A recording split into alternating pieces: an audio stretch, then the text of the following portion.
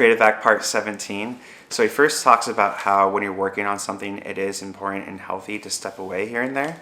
So he says, if you finish a section or come to a sticking point, consider putting the project away and not engaging with it for a period of time. Let it sit for a minute, a week, or even longer while you go get lost.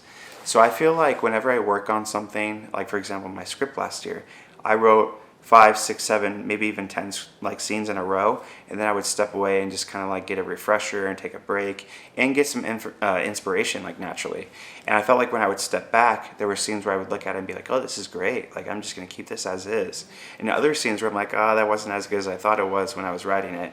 And so I feel like you look at it with like fresh new eyes, kind of like a beginning perspective, and I feel like that's good because you're kind of analyzing things in a different mind. Like I feel like when you're kind of like continuously going, you're not going to like look at the little like minor details or see it. You kind of get like blinded in a way. And speaking of momentum, he talks about this. So he says, work hinting at greatness contains a charge we can feel, like static before a lightning storm. They consume their maker, occupying waking thoughts and dreams. As you experiment and craft, more energetic charges are set off as further decisions are made. You catch yourself losing track of time, forgetting to eat, withdrawing from the outside world, but other times it can also be a grind. And so I can definitely understand where when you're so juiced and amped about something creatively that you thought about, like a light bulb switch in your head, that's all you can think about. Like you have trouble going to bed, you forget about eating because you're so locked in on the computer or whatever it is that you're doing. And so I can definitely understand that. Like when you're an artist, you understand like that energy and like that inspiration that's just like sucking you dry. And if you're not really an artist, you kind of think that they're crazy. It's like, why is this all they're thinking about? But well, it's like once you know, you know. I love this line right here. So he talks about how the creation and the creator are like white on rice. So he says, all living things are interconnected, depending on one another to survive. A work of art is no different. It generates excitement in you. This commands your attention, and your attention is exactly what's required for it to grow. It's a harmonic, mutually dependent relationship. The creator and the creation rely on each other to thrive.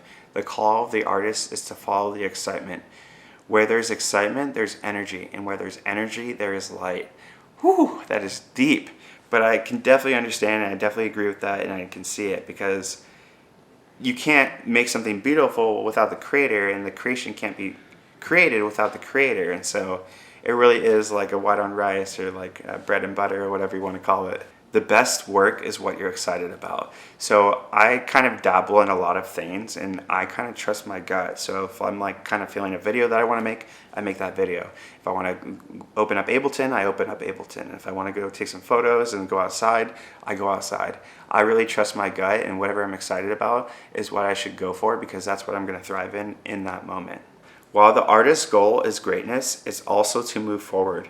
In service to the next project, we finish the current one. In service to the current project, we finish it so it can be set free into the world. It's an ongoing cycle as an artist. You think of an idea, you create it, you polish it, then you release it. Then the next idea comes. You create it, polish it, release it.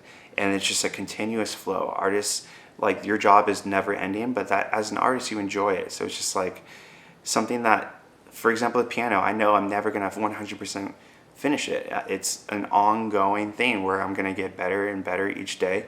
There's never a such thing as like a video game where you complete it. But that's the beauty in art. Like it's an ongoing thing.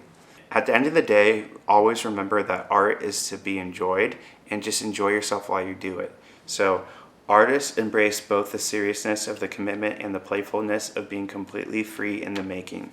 Feel free to experiment. Make mess. Embrace randomness. When playtime is over, our adult aspect might come in to analyze.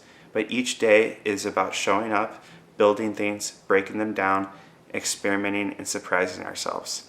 So he brings up when you're a little kid and you're drawing and you're coloring, and you have all your crayons scattered on the floor, and you're just kind of like choosing what you're feeling in that moment. That's really what it is. Let's just think about like your little childlike self choosing the color that's going to fit the painting that you want. And so just make sure to enjoy what you do no matter what.